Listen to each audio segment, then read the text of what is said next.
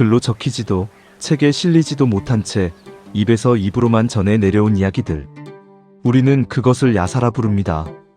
그 안에는 우습고도 슬픈 사람들의 사연이 있고 때로는 등골이 서늘해지는 기이한 일들이 숨어 있지요. 오늘 밤 제가 들려드릴 이야기는 모두 4편입니다. 한양으로 떠난 어수룩한 사내의 기막힌 하룻밤, 몸속에서 벌레를 빼낸 부자 이야기, 젊음을 되돌려준 신비한 샘물, 그리고 저승문턱까지 다녀온 어느 노인의 이야기까지.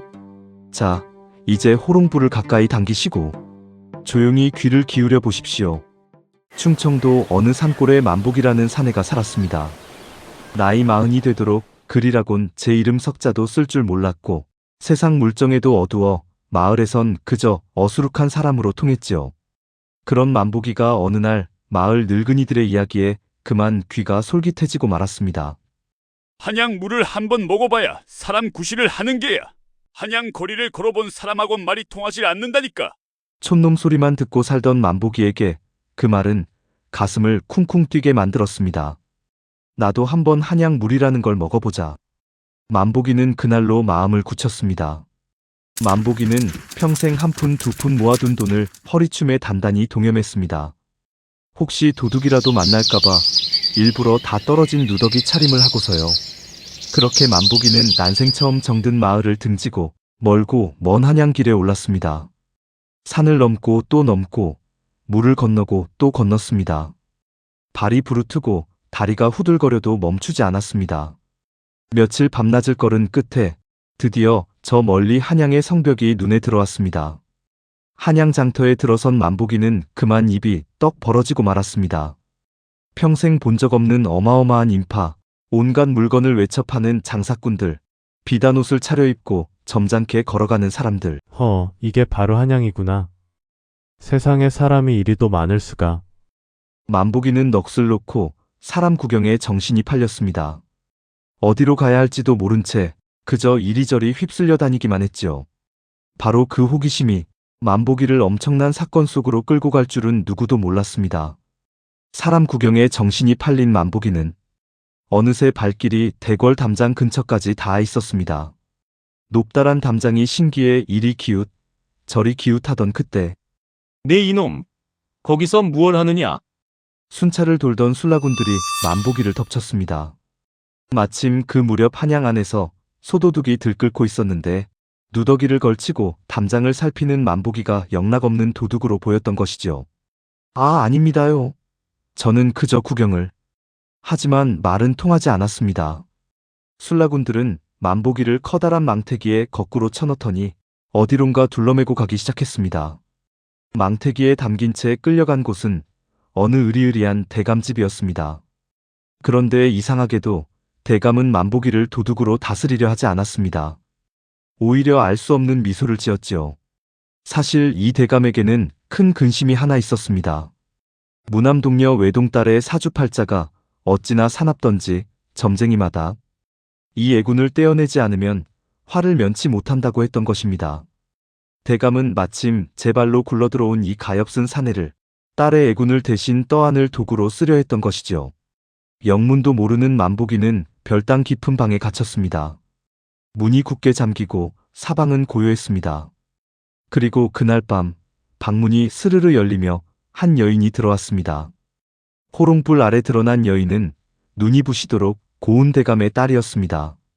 만복이가 어쩔 줄 몰라 하는데 여인은 슬픈 눈으로 입을 열었습니다. 제 팔자가 하도 기구하여 저와 밤을 함께 보낸 사내는 반드시 죽어야만 제가 무탈하다 하옵니다. 그래서 아버님께서 당신을 이리로 들이셨지요. 만복이는 등골이 오싹해졌습니다. 자신이 축으로 끌려온 신세였다니. 하지만 여인의 눈빛에는 모진 마음이 아니라 깊은 연민이 담겨 있었습니다. 허나 당신을 살릴 방도가 아주 없는 것은 아니옵니다. 여인은 품에서 은으로 만든 작은 합 하나를 꺼내 만복이의 손에 쥐어주었습니다. 그리고 그 밤 가엾은 두 사람은 슬픈 인연을 맺었습니다. 이윽고동이 텄습니다. 아침이 되자 여인은 만복이에게 묵직한 방망이 하나를 건넸습니다. 잠시 후 머슴들이 당신을 끌어내러 올 것입니다. 그때 망설이지 마시고 사정없이 내리치세요. 머뭇거리면 당신이 죽습니다. 과연 얼마 지나지 않아 험상궂은 머슴 여럿이 방문을 팍 차고 들어왔습니다. 평소 같으면 벌벌 떨었을 만복이지만 죽음을 코앞에 둔 사람의 힘은 무서웠습니다. 만복이는 눈을 질끈 감고 방망이를 휘둘렀습니다. 머슴들이 나동그라지는 사이 만복이는 그 틈을 비집고 대감집 담을 뛰어넘어 죽으림을 다해 달아났습니다. 정신없이 한양거리를 헤매던 만복이는 어느 조용한 집 안으로 들어가게 되었습니다. 마침 인기척이 없던 그 집에서 허기진 배를 채우고는 긴장이 풀린 탓인지 그만 스르르 잠이 들고 말았지요. 그 집은 일찍 남편을 여인 어느 과부의 집이었습니다. 낯선 사내가 잠들어 있는 것을 본 과부는 깜짝 놀랐지만 곤히 잠든 만복이의 순박한 얼굴을 보고는 차마 내쫓지 못했습니다. 그러다 정이 들어 두 사람은 부부의 연을 맺었지요. 과부에게는 전 남편이 남긴 적잖은 재산이 있었습니다. 두 사람은 그 재산으로 만복이의 고향에 번듯한 새 집을 짓고 남부럽지 않은 부자로 살게 되었습니다. 글 한자 모르던 어수룩한 만복이가 마을에서 양반 대접을 받게 된 것이지요. 한양 물을 한번 먹어보겠다고 떠난 길이 죽을 고비를 넘기고 결국 팔자를 고친 길이 된 셈입니다. 사람의 운명이란 참으로 알 수 없는 것이지요. 이번엔 이진사라는 사람의 이야기입니다. 이진사는 고을에서 손꼽히는 부자였는데 또한 둘째가라면 서러운 엄청난 술꾼이었습니다. 그런데 이 사람에게는 참으로 희한한 점이 하나 있었습니다. 술을 아무리 마셔도 도무지 취하지를 않는 것입니다. 한 동이를 비우고 두 동이를 비워도 얼굴빛 하나 변하지 않으니 사람들은 그를 두고 타고난 술고래라며 혀를 내둘렀지요. 이진사 본인은 그게 자랑이었습니다. 하지만 그 끝없는 술이 제 재산과 몸을 야금야금 갉아먹고 있다는 사실은 정작 본인만 모르고 있었습니다. 그러던 어느 날 한 스님이 이진사를 찾아왔습니다. 스님은 이진사를 한참 바라보더니 뜻밖의 말을 꺼냈습니다. 날이 깨는 병이 하나 있습니다. 바로 취하지 않는 병이지요. 제가 그 병을 고쳐드리겠습니다. 이진사는 어이가 없어 웃음을 터뜨렸습니다. 취하지 않는 게 무슨 병이란 말인가. 하지만 스님의 눈빛이 어찌나 진지하던지 이진사는 호기심 반 장난기 반으로 스님을 따라 나서기로 했습니다. 스님이 이진사를 데려간 곳은 인적 드문 깊은 산속 계곡이었습니다. 스님은 이진사를 커다란 바위 위에 꼼짝 못하게 묶었습니다. 그리고 이진사의 코 밑에 향긋한 술이 가득 담긴 바가지를 가져다 놓았지요. 이게 대체 무슨? 스님은 아무 말 없이 그저 멀뚱히 이진사를 지켜보기만 했습니다. 시간이 흐르고 한낮에 뙤약볕이 바위 위로 사정없이 내리쬐기 시작했습니다. 뙤약볕에 살이 익을 듯 갈증이 심해진 이진사는 코앞에 술을 두고도 마시지 못하는 처지가 되어 미칠 지경이었습니다. 스님, 제발 물 한 모금만 주시오. 이진사가 목이 타들어가 애원하던 바로 그 순간 스님이 다가와 이진사의 등짝을 손바닥으로 세게 내리쳤습니다. 짝! 그러자 거짓말처럼 이진사의 입에서 무언가가 툭 튀어나와 코앞에 술 바가지 속으로 풍덩 빠지는 것이었습니다. 그것은 손가락만 한 시뻘건 벌레였습니다. 스님은 그제야 끈을 풀어주며 말했습니다. 이놈이 바로 주충조총, 술벌레입니다. 평생 나리의 뱃속에 살면서 그 많은 술을 죄다 받아먹었으니 나리가 취하지 않았던 게지요. 이진사는 제 뱃속에서 그런 흉측한 것이 나왔다는 사실에 소름이 돋으면서도 한편으론 시원하기까지 했습니다. 거듭해서 스님께 고맙다고 절을 했지요. 스님은 술바가지에 빠진 주충을 조심스레 거두며 말했습니다. 이 벌레는 신통한 데가 있어. 이걸 지니면 맹물도 술로 바꿀 수가 있답니다. 그러고는 물을 떠다가 주충을 담그니 정말로 맹물이 향기로운 술로 변하는 것이 아니겠습니까? 스님은 그 술을 한 잔 떠서 이진사에게 권했습니다. 멋모르고 받아 마신 이진사는 단 한 잔에 그대로 정신을 잃고 골아떨어지고 말았습니다. 평생 한 동이를 마셔도 멀쩡하던 사람이 이제는 단 한 잔의 곤드레가 된 것이지요. 그 뒤로 이진사의 인생은 거짓말처럼 달라졌습니다. 한 해가 지나자 이진사는 아예 술을 끊게 되었습니다. 그런데 어찌된 일인지 몸은 절반으로 비쩍 마르고 그 많던 재산도 어느새 절반으로 줄어 있었습니다. 다시 5해가 흐르자 이진사는 완전히 망하고 말았습니다. 재산은 흔적도 없이 사라졌고 몸에는 병까지 들어 마치 해골처럼 앙상해졌지요.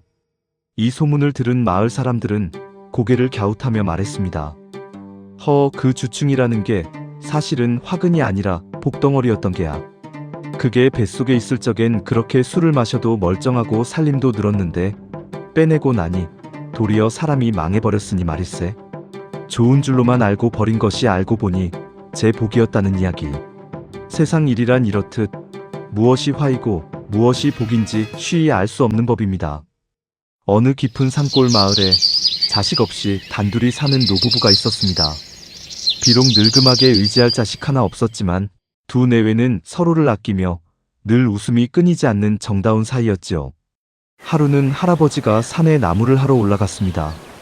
그런데 나무를 하다 보니 그만 길을 잃고 평소엔 들어가 본 적도 없는 깊은 산속까지 헤매게 되었습니다. 목이 바짝바짝 타들어가던 그때 할아버지의 눈에 맑은 물이 졸졸 솟아나는 신비한 샘 하나가 들어왔습니다. 할아버지는 반가운 마음에 두 손으로 샘물을 떠서 벌컥벌컥 들이켰습니다. 시원하고 달기가 이루 말할 수 없었지요. 그런데 그 물을 마시고 나니 이상한 일이 벌어졌습니다. 굽었던 허리가 펴지고 주름이 사라지고 희끗하던 머리가 검어지기 시작하는 것이 아니겠습니까? 할아버지는 마실수록 점점 젊어지더니 마침내 혈기왕성한 새신랑의 모습으로 변해버렸습니다. 깜짝 놀라 집으로 달려간 할아버지를 본 할머니는 처음엔 웬 낯선 젊은이인가 했지요. 자초지종을 들은 할머니는 한달음에 그 샘으로 따라가 똑같이 샘물을 마셨습니다. 그러자 할머니도 주름이 펴지고 머리가 검어지며 꽃처럼 아리따운 아가씨로 다시 피어났습니다. 다시 젊어진 두 사람은 그동안 자식 없던 아쉬움도 까맣게 잊은 채 마치 신혼처럼 더없이 행복한 나날을 보냈습니다. 그런데 이 신기한 소문이 이웃에 사는 욕심 많은 노부부의 귀에 들어가고 말았습니다. 이 욕심쟁이 부부는 어떻게든 그 샘의 위치를 알아내고는 한 걸음에 산으로 달려갔습니다. 샘에 도착한 욕심쟁이 영감과 할멈은 누가 먼저랄 것도 없이 서로 더 많이 마시려고 샘물에 얼굴을 쳐박았습니다. 벌컥, 벌컥, 벌컥 한 모금이면 충분할 것을 욕심에 눈이 멀어 물이 들어가는 줄도 모르고 끝없이 들이켠 것이지요. 한참 뒤에 마음씨 착한 젊은 부부가 욕심쟁이 노부부를 찾아 샘으로 올라가 보니 어디에도 그들의 모습이 보이질 않았습니다. 대신 샘가에는 응애응애 울고 있는 갓난아기 둘만 덩그러니 놓여 있었지요. 욕심에 눈이 멀어 샘물을 지나치게 마신 영감과 할멈은 젊어지다 못해 그만 핏덩이 아기로 되돌아가 버린 것이었습니다. 마음 착한 젊은 부부는 그 가엾은 두 아기를 차마 모른 척하지 못했습니다. 그토록 바라던 자식이 이런 모습으로 찾아왔다며 두 아기를 친자식처럼 거두어 정성껏 길렀습니다. 지나친 욕심은 화를 부르지만 따뜻한 마음은 뜻밖의 복을 부른다 하지요. 마지막 이야기입니다. 어느 마을에 박노인이라는 사람이 살았습니다.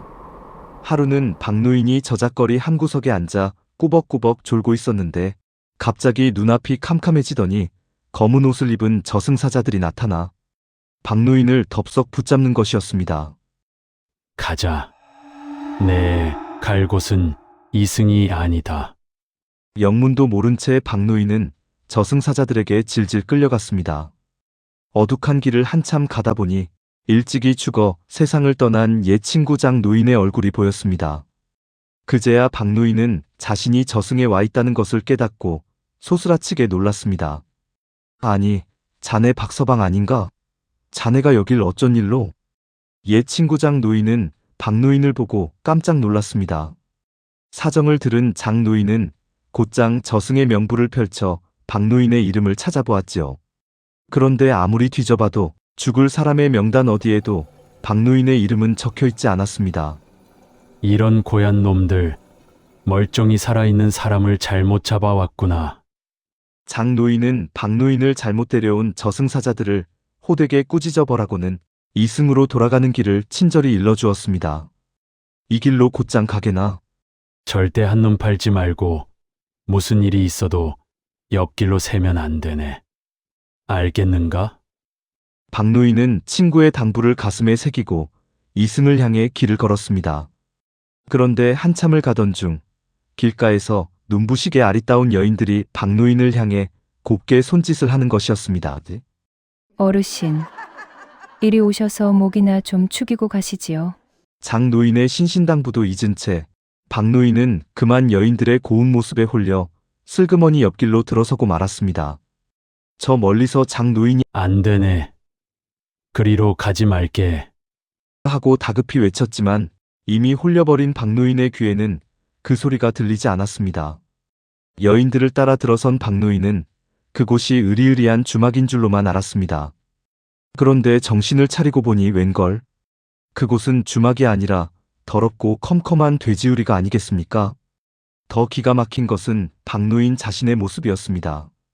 손을 들어보니 발굽이요, 몸을 보니 시커먼 돼지의 몸뚱이로 변해 있었던 것입니다. 꿀꿀 소리만 나올 뿐 사람의 말도 나오지 않았지요. 이게 어찌된 일이냐? 내가 돼지가 되다니. 기겁한 박노인은 정신없이 돼지우리 벽에 제 머리를 쾅 하고 들이받았습니다. 그러자 눈앞이 다시 캄캄해지더니 정신을 잃고 말았습니다. 정신을 차려보니 박노인은 어느새 다시 사람의 모습으로 돌아와 있었습니다. 곁에는 안타까운 표정의 장노인이 서 있었지요. 이 사람아, 그렇게 일렀거늘 자네를 홀린 그 어여쁜 여인들이 사실은 모두 돼지였단 말일세. 하마터면 자네는 영영돼지로 환생할 뻔했어. 박노인은 그제야 등골이 서늘해졌습니다. 두 노인은 이승과 저승의 경계선에 서서 농담도 주고받고 그간 못다한 정담도 나누다가 아쉬운 작별을 고했습니다. 부디 명을 다할 때까지 잘 살다 오게. 그때 다시 보세. 눈을 번쩍 뜬 박노인은 저작거리 그 자리에 그대로 앉아 있었습니다. 모든 게 한바탕 꿈인가 싶었지요. 박노인은 마을 이웃들과 어울려 집으로 돌아가는 길에 올랐습니다. 그렇게 한참을 걷다가 길목의 어느 주막 앞을 지나는데 주막 주인이 사람들에게 이런 이야기를 하는 것이었습니다. 글쎄, 멀쩡하던 돼지 한 마리가 오늘 갑자기 픽 쓰러져 죽지 뭡니까? 아까워서 그냥 잡아버렸지요. 그 말을 듣는 순간 박노인은 온몸에 털이 쭈뼛 곤두서는 것을 느꼈습니다. 갑자기 죽었다는 그 돼지가 바로 저승에서 자신이 잠시 들어가 있던 그 돼지였음을 직감했기 때문입니다. 박노인은 차마 더는 그 자리에 서 있지 못하고 새파랗게 질린 얼굴로 발걸음을 재촉했습니다.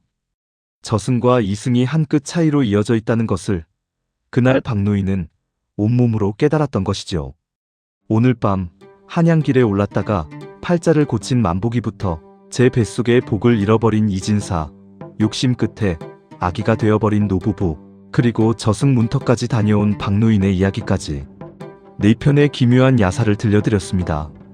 웃음이 나기도 하고 등골이 서늘해지기도 하는 이 예시야기들 속에는 사람의 욕심과 운명, 그리고 화화복에 대한 옛 어른들의 깊은 지혜가 담겨 있지요. 오늘 이야기가 즐거우셨다면 구독과 좋아요로 응원해주세요. 여러분이 알고 계신 또 다른 기이한 예시야기가 있다면 댓글로 살며시 남겨주셔도 좋습니다. 그럼 저는 다음 밤에 또 다른 이야기를 들고 찾아오겠습니다. 편안한 밤 되십시오.